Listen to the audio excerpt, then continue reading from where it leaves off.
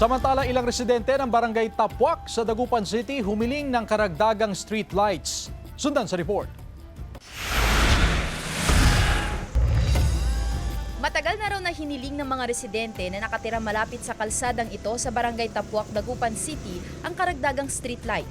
Tuwing gabi kasi, ganito ang sitwasyon sa lugar. Pero kung pinatay na ng mga pribadong establishmento ang sarili nilang mga ilaw, mahirap na raw makaaninag ng bagay sa lugar. Si Tatay Wilfredo, minsan nang naaksidente sa mismong kalsada habang pauwi sa kanilang bahay dahil sa kakulangan sa ilaw. Binangga ko ng yung single kasi madilim, saka wala siyang ilaw. Madilim na madilim. May mga street light naman, O mayroon? pero hindi gumagana. Hindi.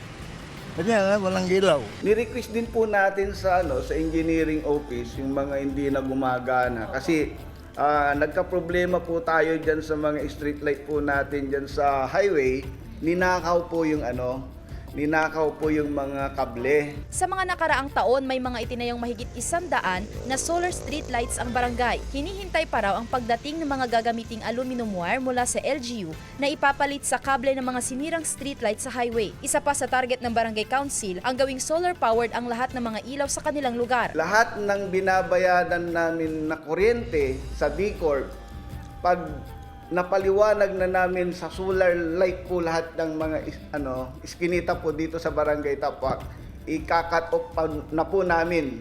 Kasama si Daryl Peralta, Sandy Salvacio, One North, Central Luzon.